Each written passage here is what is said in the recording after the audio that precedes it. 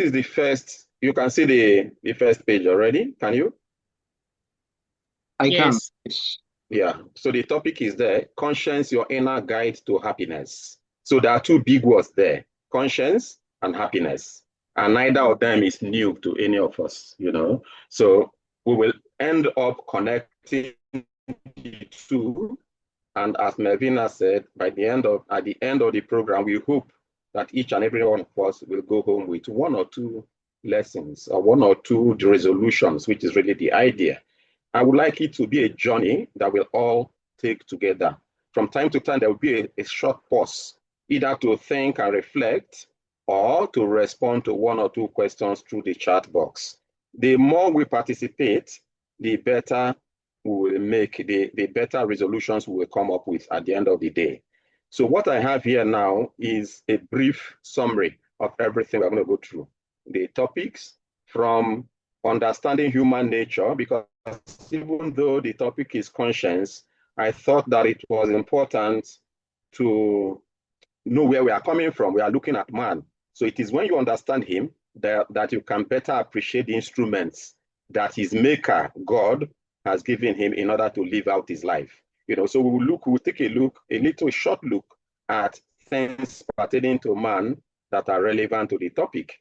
Morality, freedom, human freedom. And then we'll delve into conscience more in detail, looking at the nature of the notion of conscience, what exactly is it? And then what are the elements of conscience? How does one function with one's conscience? You can call it, how does one dance or wrestle with one's conscience? And then a few moral principles that one must bear in mind, And then finally, or not finally, penultimate point, which is very important, is how to form one's conscience. Before finally, we will now look at the happiness factor. We are starting with conscience and ending up with happiness and connecting the two things. Okay, so to kick off, I would like each of us on his own, you don't have to answer these questions to anybody, but in your heart. But please be real, be genuine, give it a serious thought for a very short time. Who am I? Who am I? Of course, the answer can be very superficial, one's name, but not that. Exactly, who am I, really? Who am I? How am I? How? Just think about it. How am I? Who am I becoming? Perhaps you are 30, you are 40, you are 70, you are 26. So you are on the move. As I'm talking now, we are moving, we are changing. So who am I becoming? Because there's a connection between who I am now, what I'm doing now, and who I'm becoming. So who am I becoming? How is what I do connected with what I want to be? There is the ideal you that you so cherish. But what I do now, how I live now, how is it connected with what I want to become? And then finally, if you have done this little reflection, you could also give a little rating to yourself. How would I rate my level of happiness on a scale of 1 to 10, for instance? Well, I'm happy 5, I'm happy 8, I'm happy 10, you will be in heaven already, actually. Or I'm happy 4, it doesn't matter. But this is my state. Remember, who am I? Who am I becoming? This is my state now. Anyway, so this is just a quick reflection that I thought would help us. We'll get back to it again towards the end of the presentation. Okay, so the nature of the human person. Again, it's not something new. It's something we all know, but it's good to begin from there, to walk ourselves upwards from who really we are. I put the woman. I wanted to leave only man, but I know that most of those who attend this are women, so woman or man or human being. A human being is a creature that is composed of body and soul, essentially. We're a composed being. But animals are also composed of body and soul. You can even say that trees are composed of body and soul as well, in as much as soul is understood to be the principle of life. So anything that has life has a principle. What is the source of the life? Call it soul. But in the case of man, there's a big difference. Man has a spiritual soul, so we must qualify it. Man has a body and a spiritual soul, and the two are a composite. You can actually say that man is a rational animal. If you study animals' anatomy, the anatomy of an animal, and the anatomy, even physiology of a man.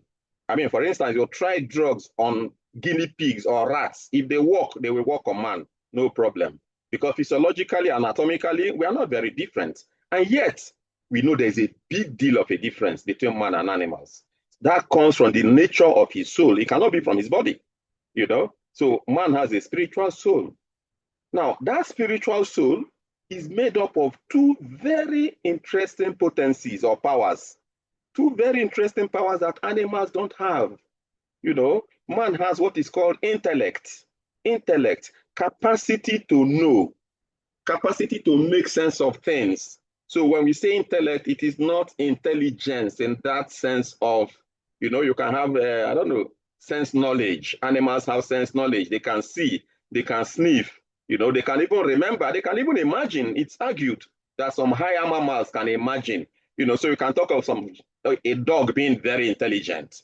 I've never heard someone say a goat is intelligent anyhow, but not in that sense. Man is the only animal, the only material being that has intellect, capacity to make sense of things. And that intellect has only one object, which is to know. To know what? To know the truth. To find out.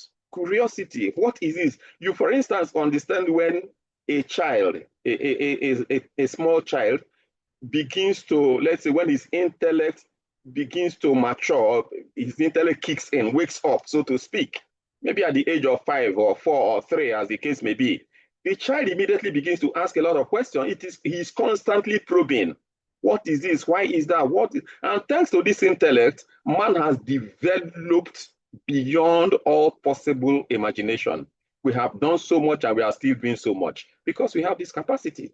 Then below intellect, you have the will. What is the will? What does the will do? It is that capacity to seek the good, to want what is good for me. I want to do this thing. I will. This is my will.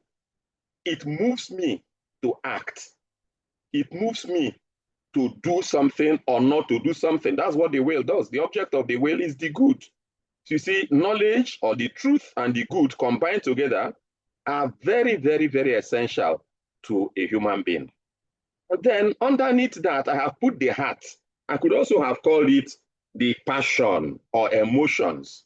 And the heart, that quality or that power comes from the spiritual soul as well as the body.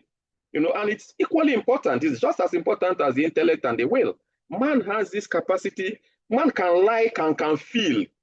And for instance, now we talk about emotional quotient. It's very important. EQ is a big deal.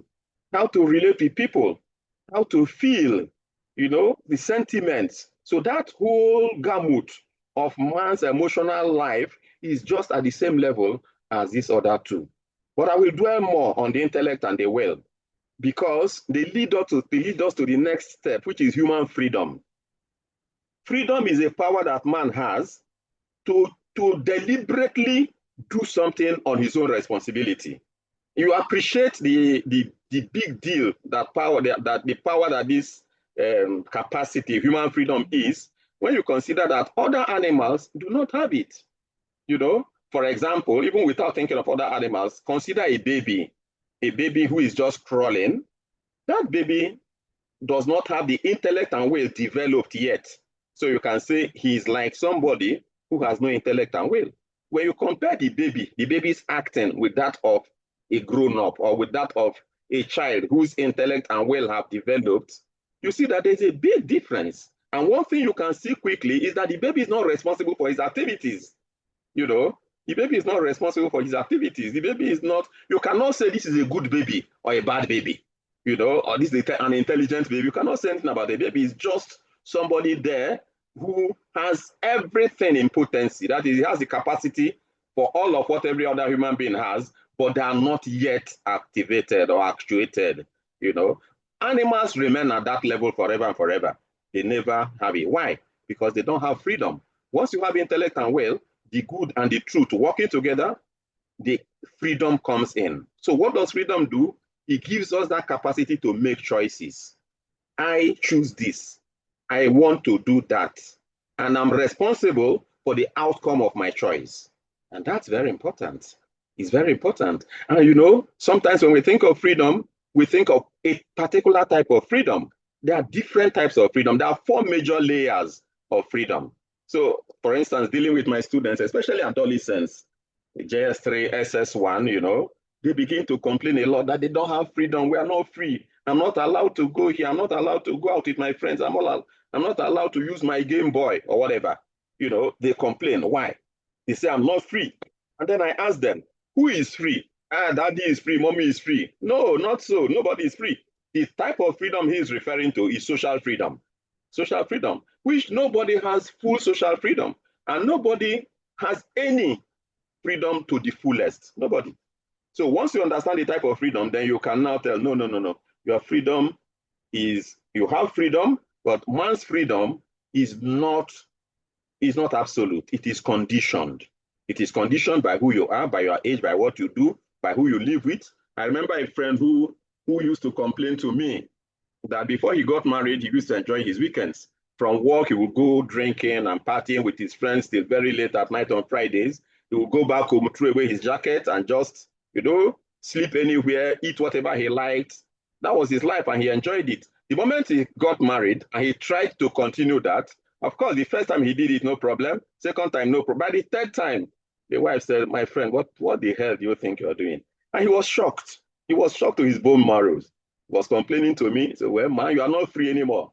You are not free anymore. So nobody is free. We are all limited. Our freedom is always limited. Only God is absolutely free. So it's good also to keep that in mind. We are truly free. Nobody is programmed. Nobody can say, I made this choice, but it was not me. Somebody did. No, no, no. It's your choice. If you are forced to do something, then the freedom bounces back on the person who forced you, not you. But whatever we choose to do is what we choose to do. There are certain things we cannot do because of who we are. You know, you are not a girl, you are a boy. You are not a boy, you are a girl. Thanks to Trump, we now know who is a boy and who is a girl. My great-grandparents knew it without thinking. Even children knew it, but suddenly the world sprung something at us. And anyway, we are more or less out of that. Perhaps if we come back again, we never can tell. It consists in knowing what is good. It consists in wanting what is good, and in choosing what is good. That is what freedom is. Because that choice, remember, it's coming from intellect and will, knowledge, and then will, good, and then choice. The will also chooses. So this is what the intellect, what freedom does, the capacity freedom has. And that is the connection with morality. Because not only do we want and choose everything, among the so many things that we choose, where to live, where to go, where to school, who to marry, who not to marry, so many choices that are open to us, what to cook this evening. What has happened?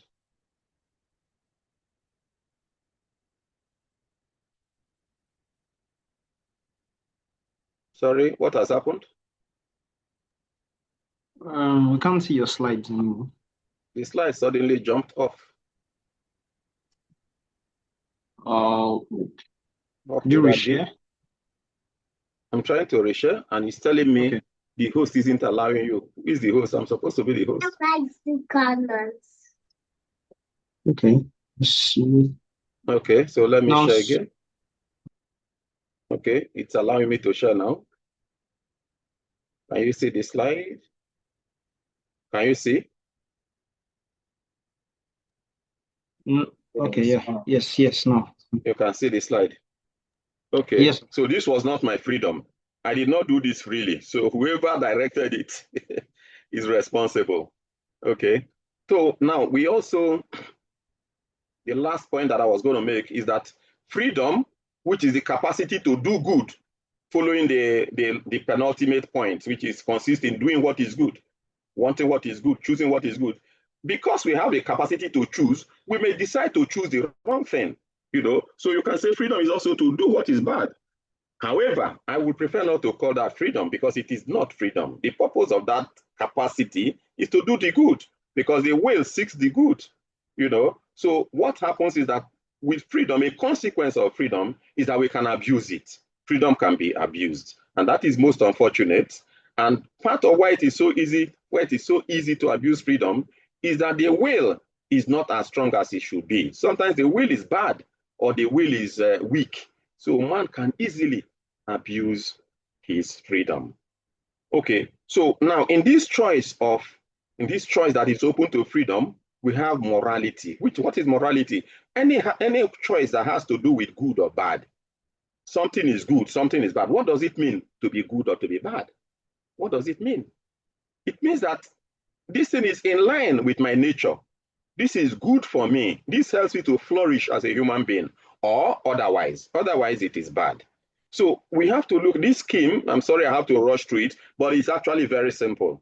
You know, we are trying to look at it's like break down goodness and badness. What makes something truly good? You know, so that one can somehow judge for oneself. What makes this good and what makes this bad? There are 3 or 4 components. It is the means or the object, what you can call moral object, what it is that is done. And then why is that thing done? The intention, the end that one has in mind in pursuing a certain goal. Okay, so that goal, or the goal, which is the end, is the intention. What it does to achieve that intention is the moral object or the means. So you have the moral object. Every moral action has a moral object. You can bring it out, at least conceptually. And then it has an intention. Why am I doing it? That is the intention.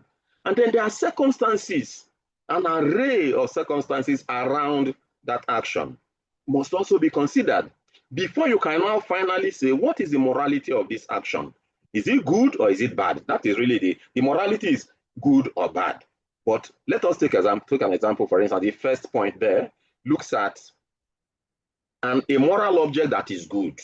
A moral object, an example of a moral object that is good could be risking my life to save another person.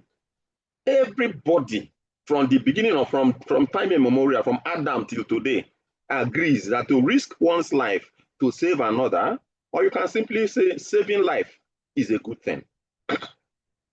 But then somebody can now say, well, why did he do that? Why? What was the motive? What was the intention? It's important. So if his intention, for instance, in this particular instance, is to perform his duty, he's a military man, he's a guard, he's a security man, and somebody's life is at stake, he risks his own life to save him. His intention is to perform his duty. Now, irrespective of what the circumstances are, okay, for example, an interesting circumstance could be that the man is even his enemy. You know, on top of being in trouble, the man is his enemy, yet he risks his life to go and save him, you know. So irrespective of what the circumstances might be, it could be how, when, where, how, with what means, what are the consequences of doing it, you know. The morality of that action is obviously good, and that is clear to everybody. Now, if consider the second option, a moral object that is good, showing acts of kindness to a female co-worker. It's a very good thing, especially considering that it's a female. To be kind to anybody is good, but to be kind to a woman is even better. For a man to be kind to a woman, I mean, when you think of a woman, you think of your mother.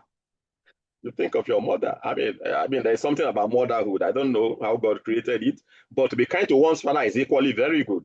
You know, so however, let's consider the case. A man who is kind, who shows acts of kindness, maybe continuously to a female worker, that in itself, that object, that moral object is good. Is good, is a good moral object. Now, why is she doing that? What is his intention? What is his motivation? In the hope of winning her trust and taking advantage of her. You see, this is the intention. Nobody sees this intention, but the person knows it. I'm doing this, I'm making this sacrifice, I'm smiling all the time and showing her through her work. But this is my intention. You see, obviously, although the object is good, the morality of that action is bad. Circumstances will not really matter. Some circumstances will make it worse.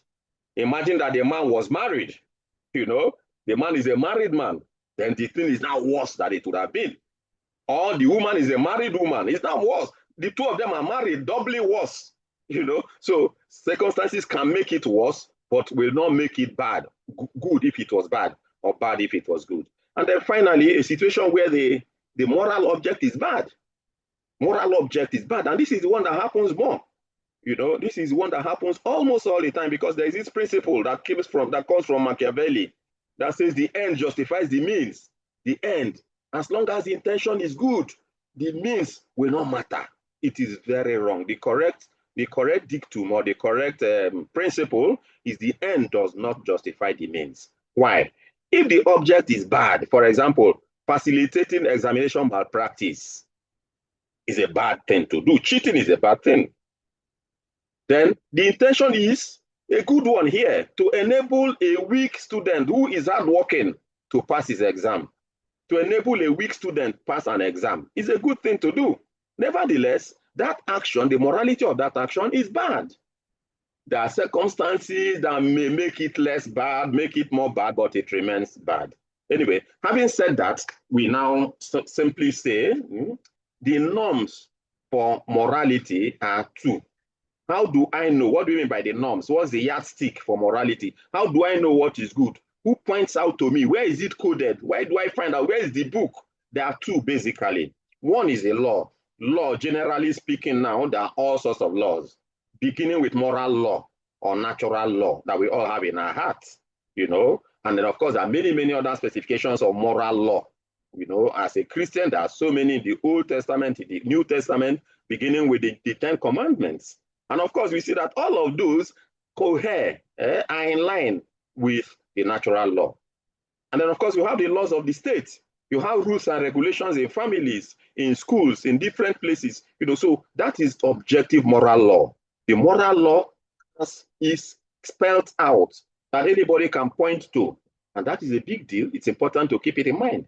If you go against the objective moral law, except where it goes against natural law, in which case it really doesn't have the quality of law, properly speaking. Sometimes you are even obliged to disregard, to protest against it. And then the second one, which launches us into our topic now, is conscience. There is a law that is in my heart. There is a law that is within me to guide me. That's why it is called subjective moral norm. So that's another law, which is the conscience, to tell me where to go, where not to go. So let's just do a little exercise here. You can type in the chat box, in just one word or a simple phrase, how would you define or describe conscience? Just, and Melvina, maybe you can read out whatever, just to launch into conscience now, looking at what exactly we understand by it. Just a word or a phrase, how would you describe conscience? And then the second question says, at about what age or what class, primary 1, primary 5, JS2, did you first experience conscience? Okay, so we have the first response. Ude Vincent says, for conscience, it's a guide. Okay, a guide, wonderful. Another person says, conscience can be defined as an inner self. Another person says it's a judge. Emilia says, wow. Yes, the inner quiet voice that guides us. I can say conscience is a self-judge, inner thought. It is what the mind tells me to do. It's a moral compass. Moral compass. Yes, wonderful. Conscience is something that judges good or bad deeds. We have a lot of inner voices. Another person said inner voice. Chijoke says an internal reminder for what ought to be. Conscience is a driver. Conscience is the inner me speaking to me. Moral guide. Talks at my heart. That's very interesting. Fantastic. We can go on, but you can see a lot of things have come out already. It's something within me. Whether it's on top of me, behind me, inside me, around me, it's something I carry around, and it is my own. When you say conscience, you never refer to the conscience of another person. Of course, except with respect to that person. It is my own.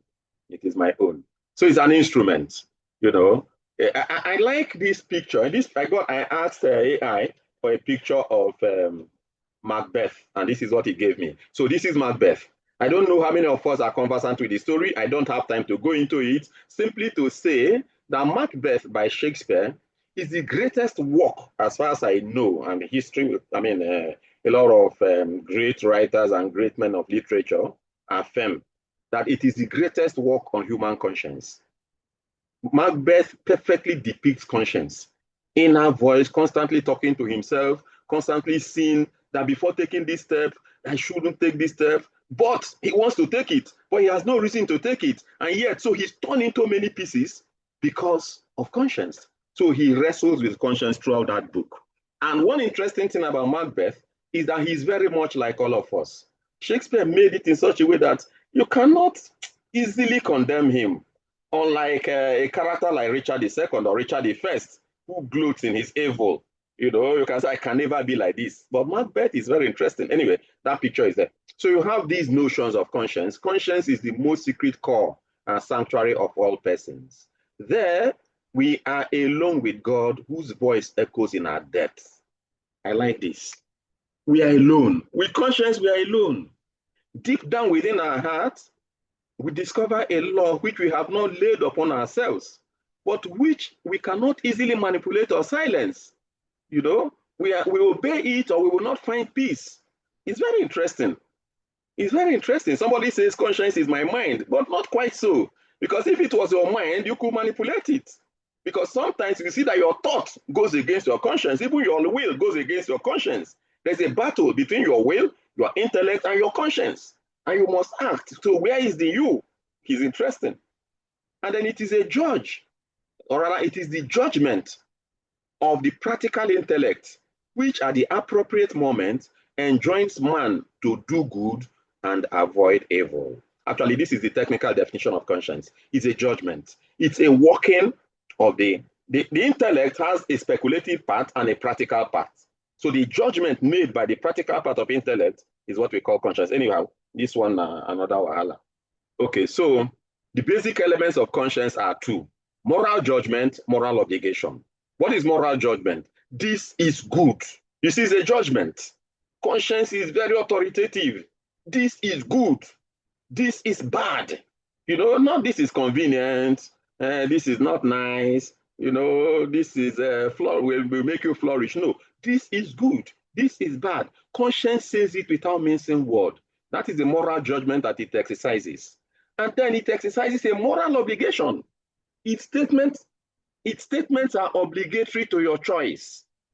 Conscience says this is good, but doesn't leave it at that. It says don't do it. Sorry, do it. You know, conscience says this is good, do it.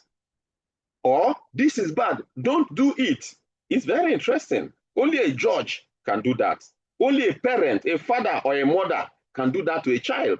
This, as a matter of fact, when children are very young, their conscience is their parents. Their conscience is their parents. A small boy many years ago once told me that my parents are my first God. I thought about it and I thought that there was a great depth of truth in that statement. You know, so your conscience, when you are a baby, when you don't know anything, is your parents. They are the ones leading you. But sooner or later, you will begin to make your own judgments. So the conscience works like that. Now, is my conscience infallible? That is, does my conscience always tell me the truth? Is conscience always true? Or can my conscience mislead me, telling me that something is bad when it is good, or otherwise?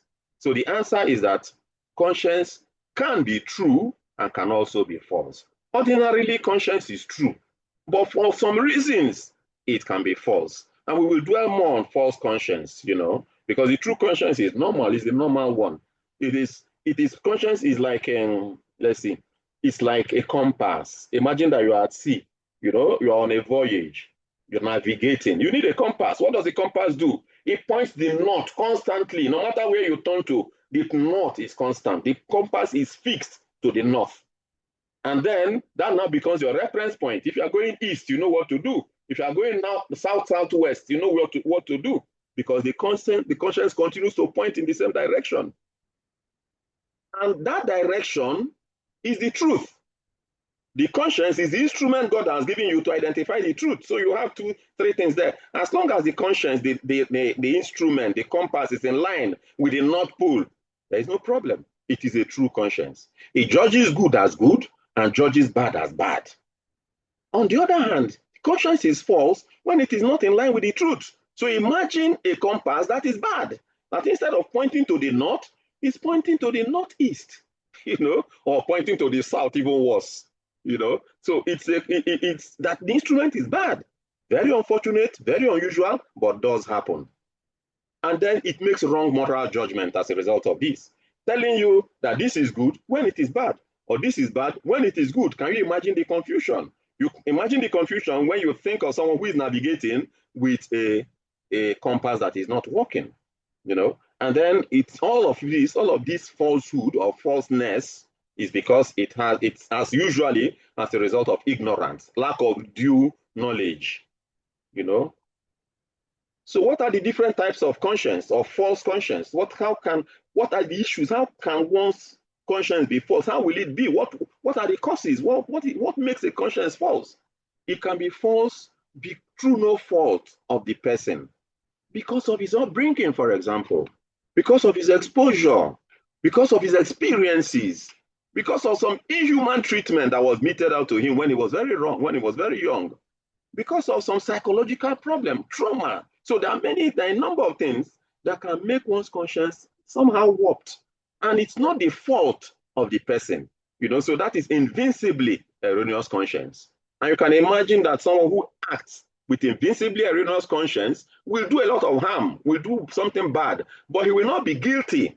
Definitely, it's common sense that he cannot be imputable. Those errors cannot be imputable to him because it is not his fault. But you also have culpably erroneous conscience, the conscience that is wrong through the fault of the person. He didn't pay attention. He didn't care. In fact, some people will say ignorance is bliss. I don't want to know. If you know too much, you'll be too committed. That can lead to culpably erroneous conscience. He now acts wrongly, not knowing that is wrong.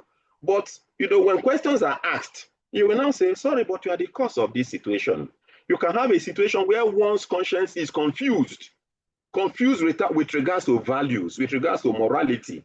And that could happen when there is there are many situations, but imagine a place where a family has its values, and the values are well crafted and are well understood, and they are passed on, let's say throughout primary school. And suddenly the child turns 10, 11, he goes off to a secondary school, to a boarding school, for example, or a day school for that matter, exposed to a different type of environment, completely at variance with what he had before. And then he will find friends there. He will find the people he loves there, just as at home. But then whose values are completely in conflict or at conflict with the values in his family. The child ends up being confused, really. Perplexed conscience usually comes when there is this conflict at the formative stage of a human being. And then lax conscience. Lax conscience is the most annoying and laughable one. The situation of a fellow who doesn't take anything seriously. Something is bad. Okay, come on, what's so bad about it? Just because I gave him 10 slaps, if I had cut off his neck, what would you have said? Is it because I embezzled 10 billion? My friends are embezzling 1,000 billion, whatever.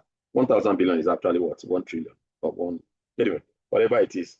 So that's lax conscience, laxity.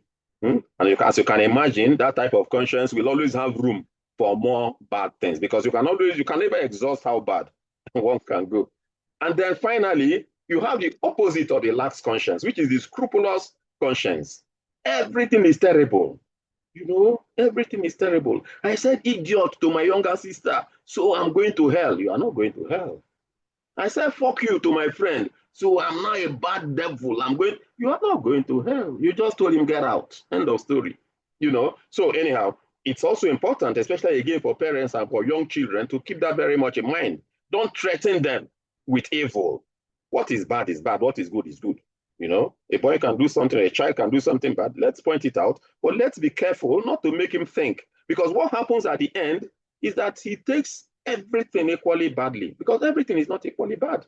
Everything is not equally bad. And scrupulous conscience can actually lead people, which is where it ends up, to a kind of, you become a maniac for perfection, kind of perfectionist, and a restless soul, somebody that is constantly afraid. Am I erring here? Am I erring there? What should I do right? What have I done wrong? Always seeing evil everywhere. Lack of peace can lead to depression, can perfectly lead to depression, So anyway, none of this is good.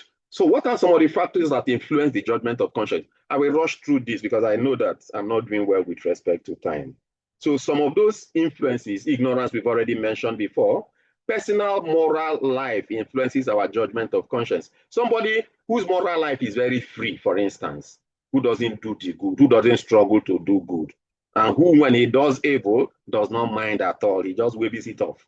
That kind of person will easily fall into laxity of conscience, lax conscience. So lack of personal moral life, or lack of struggle in the personal moral life. And then social evaluation is also very, very important. People's consciences can become lax simply because society has said some things that are terrible as okay, normal, you're free, come on, it's okay. Moral relativism, legitimization of immoral behavior. When a society puts its stamp behind something bad as good, even people that know what is good become confused, and those who suspected that it was good will now quickly say, you see, the law has approved it. We have a way of deceiving ourselves. And but even when we do that, interestingly, you can't deceive conscience. Conscience will still say, but you know. So these are some of the causes. Okay, so I like this slide because really, I wish I had enough time to dwell heavily on it. But again, nothing new, nothing that we don't all know. It's just to encourage us, because the whole essence of all of this is to know how to work with our conscience. And this is interesting when you appreciate that the conscience is like a nagging mother, a doting nagging mother, a loving nagging mother who will not let go, who will continue to encourage you, who will continue to insist. Conscience kicks in the moment you are considering doing something that has a moral quality, something that is good. For instance, should I go and help? Should I go and participate in this activity to help the poor?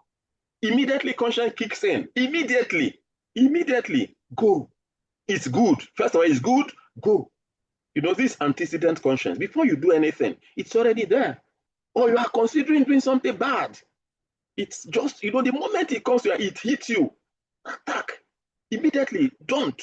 So it's interesting because antecedent conscience is the best one. That is the best place to fight, the best place to dance if you want. If you do it at that moment, first of all, it is very easy because the temptation, so to speak, is not heavy yet. And moreover, it's a very interesting way of acquiring virtues and not falling into vices, because it's like not tasting the evil. So you see somebody who almost effortlessly does good, effortlessly smiles and is kind and is gracious, is generous. It's because somehow he has acquired the virtue. So working with one's antecedent conscience is very important. If we can do that, in almost all the cases, we are, in fact, we've made it. Then, supposing we now take a decision and we go ahead and do the good thing. Does conscience leave us? No, like a mother whose child has told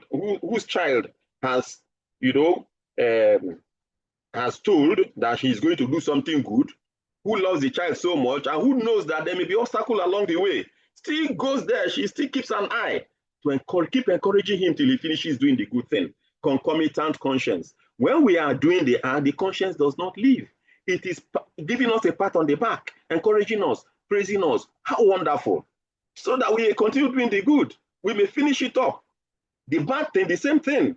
Concomitant conscience with respect to doing what is bad, when you have said no to the antecedent, when the conscience said, don't go ahead and do that thing, you ignore him or you ignore it and go ahead to do it, the conscience does not leave you like a nagging mother. No, don't. It continues to, insist that you don't do it. And then finally, when you have finished doing it, the conscience still does not rest. It's a wrestle that doesn't end. You have done it now. If it's a good thing, continues to praise you, you continue to remember it, so that you may continue doing it. Or if it is bad, so that you may be remorseful, you may have compunction or remorse for what you have done. Why? Not just in order to punish you, no, so that you may now do the needful, which is either to say I'm sorry, apologize, or even learn from that experience, or even end up becoming more understanding with other people. So whichever step one finds oneself in, there's a big deal. There's a lot to learn from conscience. That's why I would rather call it a dance. We dance with conscience and we go as long as we do the right thing, whether it's at the antecedent stage, concomitant stage or the consequent stage, there's a lot of good to be garnered. Okay, so what are some of the moral principles of conscience? One should never go against one's conscience when it clearly commands or forbids an act. So really, if there's any takeaway from this talk, take it as this. Go away, saying to yourself, if my conscience clearly says this, remember, many times what conscience tells you to do is not easy, is hard. Or what it tells you not to do, maybe it's something you love doing. You know, conscience is hard. It's the voice of God. It's the voice of God. So it's not easy. God's commands. The Lord spoke to Jonah. You remember? God says, go east by road. Jonah went west by sea. You know, the voice of God can be very challenging. But if conscience commands something, do it. Try. If not from the beginning, middle, or later. Then one must never force another person to act against his conscience. The only caveat there is provided there is no harm done against the common good or even against the person himself. Cannot say my conscience permits me to chop off people's heads. Sorry, chop off your own. You know. Now everyone is obliged to form his conscience. Everyone is obliged to make sure that that instrument, that compass is in good working condition at all times. So how do we form our conscience? Fantastic.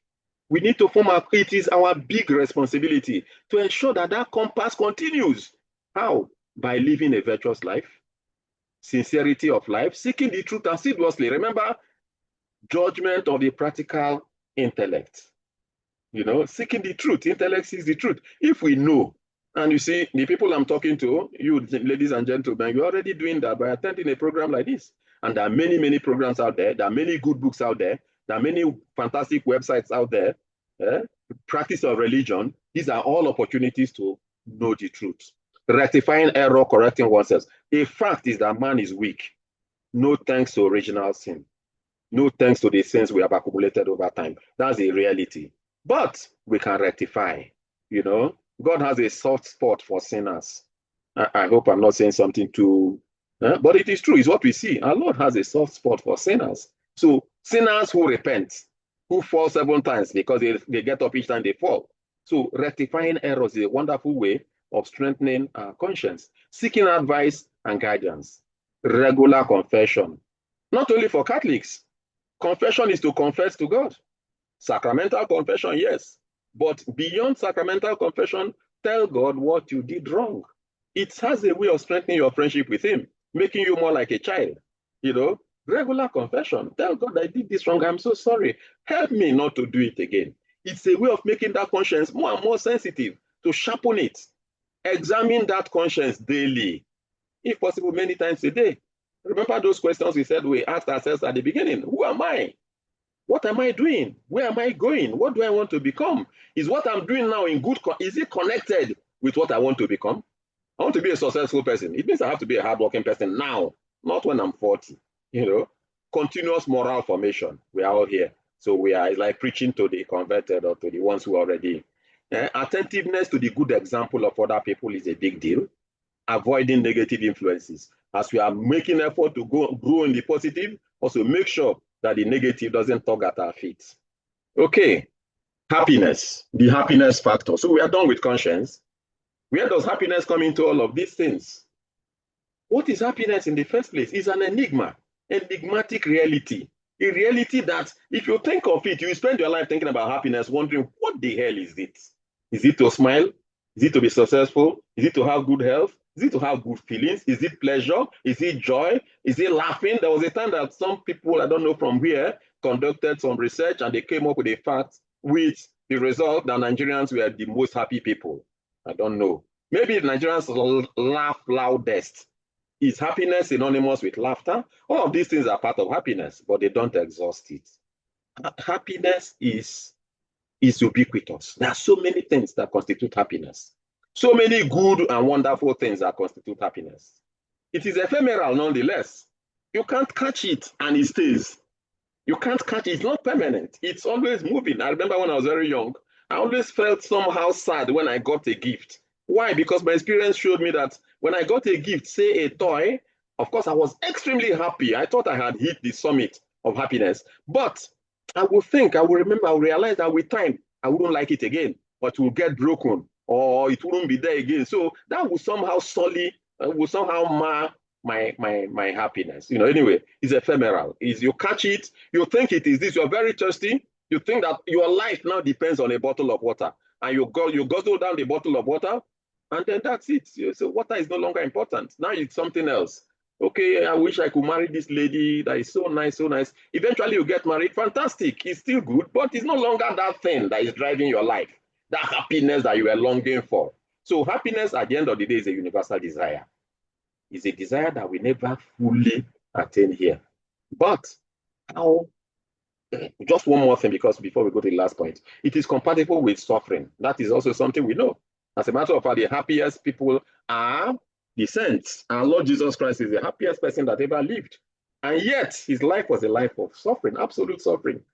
Happiness, we also from our experience know that happiness is compatible with suffering. It's also compatible with poverty. Otherwise, you would say that the richest people are the happiest people. Not so. Some rich people are happy, some poor people are happy. Some rich people are unhappy, some poor people are unhappy. So it is compatible with any of them. It is compatible with disappointment, with failure, with illness, with death even. So our conclusion, my conclusion, happiness cannot be separated from living right, for which a formed conscience remains a worthy guide. A sure conscience, at least sure conscience means I know. Of course, I must strengthen my will. I must work with my will and ensure that I follow that guide. But having a guide, if you see a child who is not brought up well, who has no parents, you see that he's a creature to be pitied. So having that, it doesn't mean that having a good conscience means a right conscience, formed conscience means I'm absolutely happy. No. Do I follow that conscience? Following the conscience is a battle, as we have said, but I prefer to call it a dance, not a wrestle, but there is obviously a direct connection. Okay, so this is my last slide. I call it a virtuous circle. That one needs to know the good through formation, to want it. The will now comes in. The intellect leads me to know the good. The will, a good will, a strong will, latches onto that good. Want it. If you don't want it, you cannot act freely, and you cannot do good freely. You cannot practice morality freely, except with freedom. So to know the good, to want the good, to do the good, it is possible to want the good, but out of laziness, out of weakness, out of stupidity, one may end up not doing it. So having known it and wanted it, I now do it. But it is not a one-off business. I have to keep doing it so that it becomes a virtue. Keep doing the good. Interestingly, the happiness is found in this effort, in this struggle. And if we keep doing the good, we will be happy. What is this good? The picture I have there, the 10 Commandments, is a summary of all the good because it has all the do's and all the don'ts. And beneath them, underneath each of those, thou shalt do this, thou shalt not do that, you have so many things. Thou shalt not kill. Also includes be respectful towards people's lives, towards people's properties. Do not steal means also a lot of things. Honor your father and your mother includes your teachers and your older ones and authorities over you. So everything really is pieced together in those 10 commandments. So, well, ladies and gentlemen, I think that I overshot. I'm sorry about that. But there it is, and here I rest my case. Thank you very, very much indeed. Thank you so much, Mr. Sebi. We really appreciate the time. Dear parents, did you get value for your time? If you did, please use an emoji to send us a message on the chat box. Send us how you feel for what you have received this night. We're really appreciative of our facilitator for this insightful, grounding, and deeply human session. We hope that every parent, every friend, every lady and gentleman here today is living with a clearer understanding of your inner guide, renewed strength to parent with intentionality while forming our conscience, and of course, a deeper appreciation for conscience as a gift, one we can refine and rely on. And so it's time for us to take questions. We really like to take at least 2 questions. So sorry we overshot our time, but of course, I can see our comments. We got value for the time, and I think that's what matters. So we'd like to take your questions. We already have the first question on the chat box, and it's very interesting. So I would try to read that question out while we still have the other questions from some of our parents. Would like you to also, in case you don't have any question, ask the question another parent would want to ask. Yes, we are open to hear and receive that. I'm trying to get through to that question. So Dr. Joseph is asking, conscience is a driver that takes one to the moral bus stop to choose between good and bad morals. My question is, what is the relationship between present harsh and unfriendly economic conditions and conscience? That's his question. Actually, Okay, should I answer or wait for more? I guess I can answer this. Okay, you can answer that while I go through for other questions. Yes. Actually, first and foremost, conscience doesn't tell you to choose good or bad. Conscience always insists, this is good, do it. This is good, do it. So that really has nothing, so to speak, to do with the condition, economic condition, even the condition of health. Even a fellow who is dying still faces the battle of conscience. So it is neither here nor there. Economic situation does not make people bad or good. It's an opportunity to be good, to do good. It's also an opportunity it could also lead to more temptations in some cases. For example, when there is a lot of prosperity in a society, you'll be amazed that there is less good being done. There's a lot of lukewarmness, a lot of selfishness, So it's like I was saying with respect to happiness, that it is not contradictory to one way or the other. Fortune, misfortune, ill fortune, good fortune, it really doesn't matter. It depends on what you make of it. So an ill person, a person who is very ill, can be good. A person who is full of life can be good. A person who is very ill can be bad, can be wicked, can be cursing, can also be good. So in our current economic situation, we can, from our conscience, we can be good. We can. It's just, I don't know. It's yeah. All right. Thank you very much for doing justice to that. We are having a lot of positive comments on the chat box. We have another one from Sajud Udachara. Which best way can one mend a badly formed conscience, which may have been badly broken by bad parenting or a bad society with lax moral and ethical conscience and education? Wow. Everything we have said. Yes. At least as far as the formation of conscience is concerned, gradually. But I think that one key is friendship. One key is friendship, because as you can see, everything is based on freedom. You cannot force somebody to be good. Okay? So if the person trusts you and you are a good influence on the person, then obviously it may include also taking the person away from an environment that doesn't help him, an unhelpful environment. If you can take him away from and put him in an environment that can be more helpful to his morals, that is good. Read good books, introduce good books to him, bring him closer to you, let him associate, let him take care of him. You see, religion is a big deal. If you're close to God, you see, we are saying all of these from the human point of view. This is actually more of anthropology, philosophy of man. But underneath all of this is grace. There is grace. You remember what he said now, that the decider is the will, is the person.